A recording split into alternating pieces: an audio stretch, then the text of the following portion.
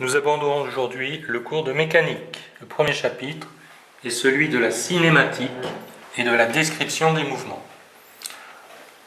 Nous allons d'abord commencer par le mouvement rectiligne uniforme. Le plus simple, il est aussi très courant.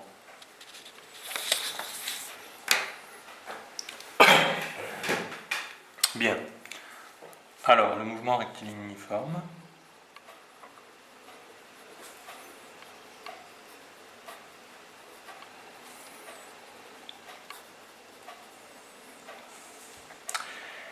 Pour le décrire, nous avons besoin de définir le référentiel. Alors nous allons parler du référentiel galiléen.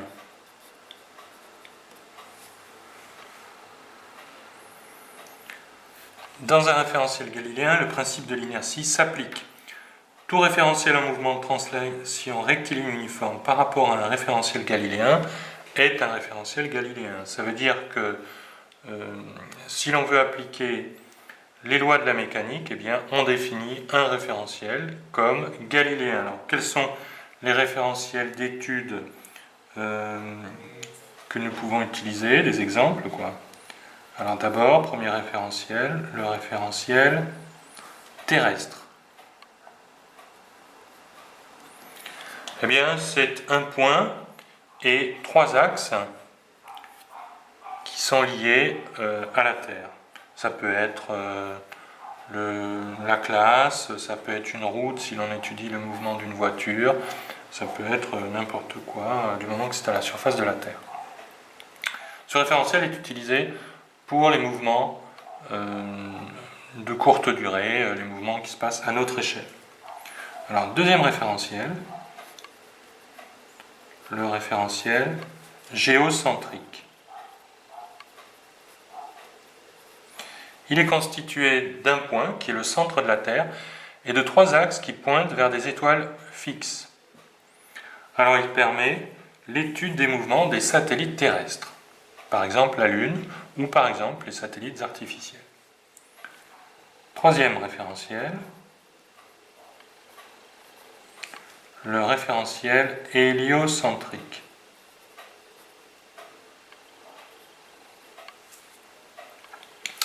C'est le centre du Soleil et toujours trois étoiles fixes.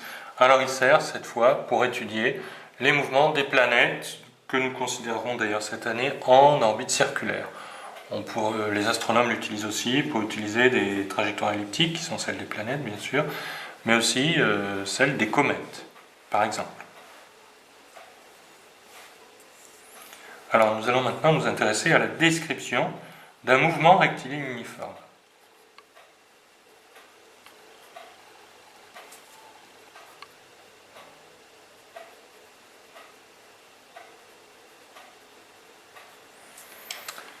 Alors un mouvement rectiligne uniforme, eh bien on le rencontre dans la vie courante, c'est le cas par exemple si vous roulez sur du plat avec un vélo. Alors voici votre trajectoire, vous roulez tout droit, c'est un mouvement rectiligne.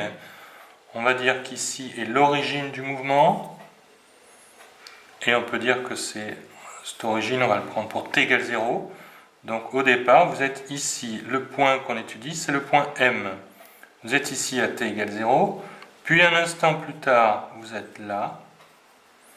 Puis cet instant, on va dire qu'il a une durée tau. Puis un autre instant plus tard, de même durée que le premier, vous êtes là, on va dire donc que le temps qui s'est écoulé depuis le départ est 2 taux. Puis t égale 3 taux, etc., etc. Je ne vais pas écrire tous les taux. Voilà. Alors le mouvement est rectiligne parce qu'il est sur une droite. On va dire qu'il est également uniforme lorsque la distance parcourue pendant un même intervalle de temps est la même. Ça, c'est quelque chose qui a été vu durant le cours de seconde, normalement. On peut nommer alors ces points M, M0, M1, M2, M3, M4, M5, etc.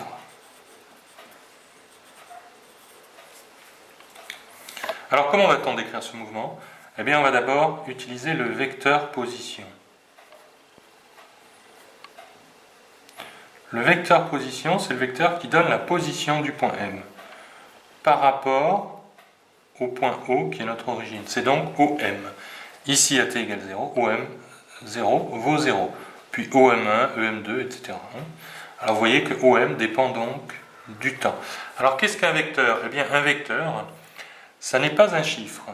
C'est quelque chose qui a une valeur comme un chiffre, mais en plus qui a une direction et un sens. On va donc lui mettre une flèche. Par exemple, OM1. Ça représentera OM1. Il y a un départ, qu'on appelle aussi point d'application, et une valeur, un sens et une direction. Voilà, pour OM1. Alors maintenant, le vecteur vitesse. Alors, on va le définir expérimentalement.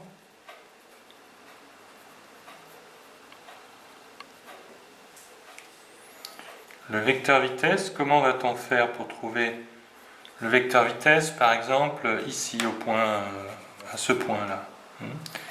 Eh bien, le vecteur vitesse, pour le calculer, on va prendre un point de chaque côté, de part et d'autre.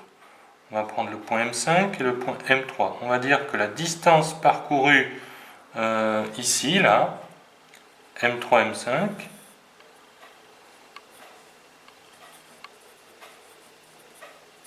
voilà, elle est parcourue pendant un intervalle de temps qui vaut 2 taux, puisqu'on a dit qu'à chaque fois, on avait taux. Donc, ici, le vecteur vitesse, eh bien, ce sera la distance parcourue divisé par le temps mis pour la parcourir, sauf que, en plus, on a, ça c'est une valeur, M3, M5 sur la distance M3, M5 divisé par 2 taux, sauf qu'en plus, on va lui donner un sens et une direction. Donc du coup, ça devient vecteur M3, M5 divisé par 2 taux. Si l'on veut être plus général, eh bien, on va dire que c'est la variation du vecteur position pendant un intervalle de temps, parce que M3, M5, c'est bien OM5 moins OM3.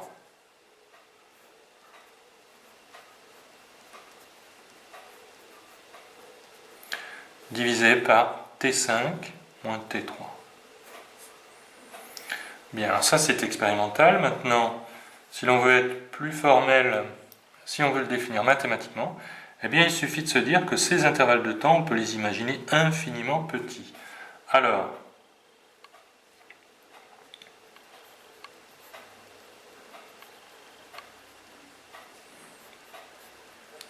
V de t, c'est la limite lorsque delta t tend vers 0 du vecteur position par rapport à delta t. Delta OM dépend du temps, je vous le rappelle. Donc ça, on va l'écrire. Dérivée de OM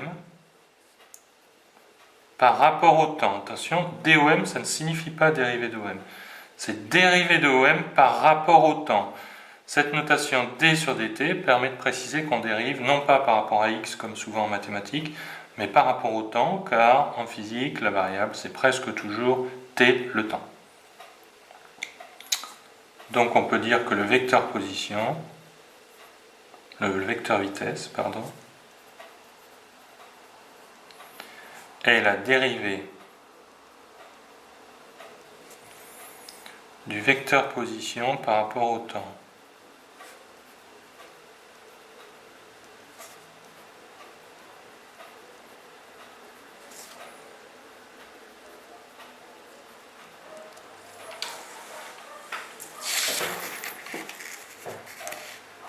Bien. Alors maintenant, nous allons définir le vecteur, avant de définir le vecteur accélération, puisque nous sommes dans le mouvement rectiligne uniforme, qu'est-ce qu'on peut dire du vecteur, alors V4, on vient de le calculer là, du vecteur V5 par exemple? Eh bien V5, ce sera M4, M6 divisé par 2 taux. Mais M4, M6, puisque le mouvement est uniforme, c'est la même chose que M3, M5. Et 2 taux, ça reste 2 taux. Donc on voit que le vecteur vitesse, eh bien, ce sera le même qu'on soit en V4, ce sera M3, M5 sur 2 taux. En V5, ce sera M4, M6 sur 2 taux, mais ça revient exactement au même. Donc on peut dire que le vecteur vitesse est constant pour le mouvement uniforme. Alors maintenant, pour le vecteur accélération,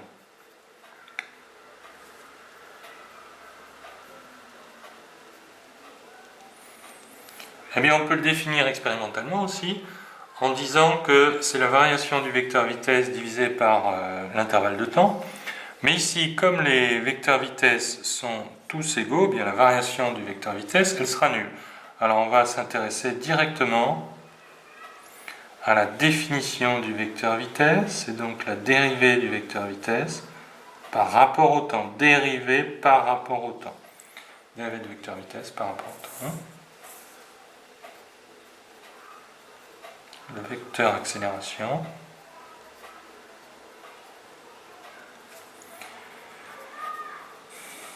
est la dérivée du vecteur vitesse par rapport au temps.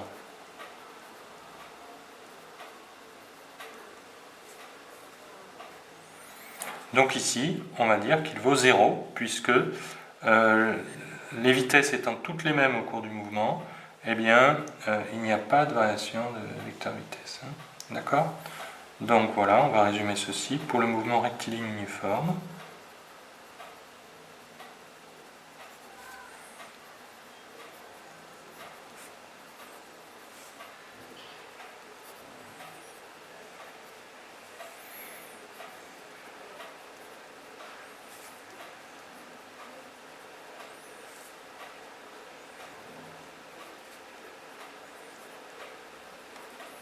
le vecteur vitesse est constant.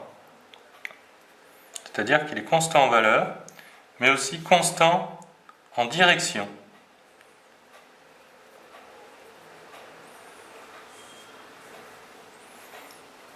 Et le vecteur accélération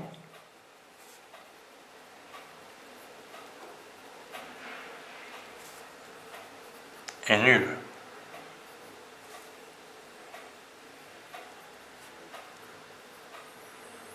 Voilà, A égale 0.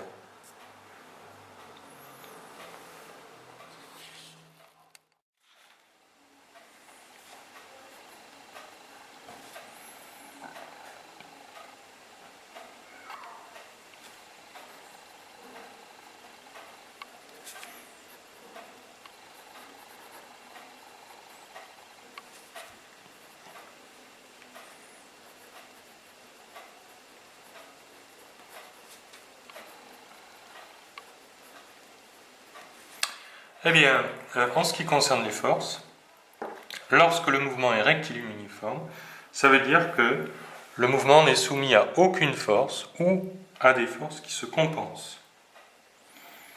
On dit que le système est isolé ou pseudo-isolé.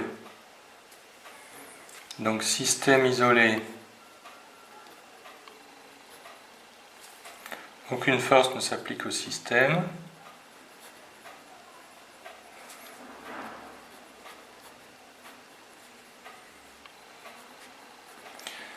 C'est assez rare, il faudrait se placer très très loin de tout dans l'espace, et même ça n'est pas rigoureux. Et alors le système pseudo-isolé,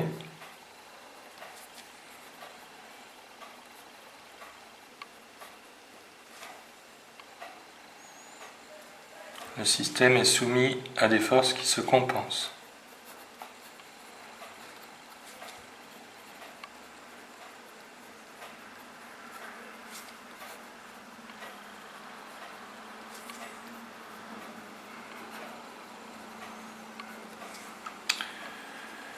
Alors du coup, on peut donner la première loi de Newton qu'on appelle aussi principe de l'inertie. Alors dans un référentiel galiléen,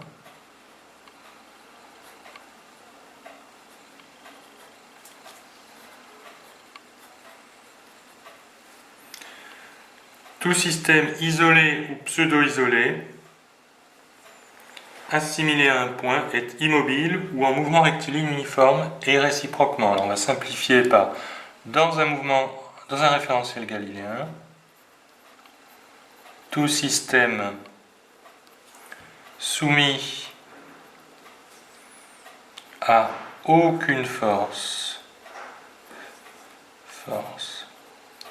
ou à des forces qui se compensent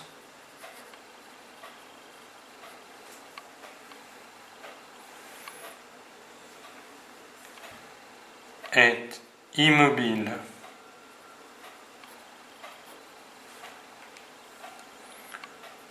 ou en mouvement rectiligne uniforme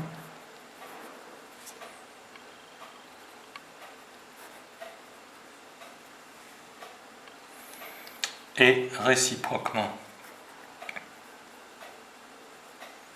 Alors ça, c'est valable pour un système qui est constitué d'un seul point, ou qu'on assimile à un seul point matériel.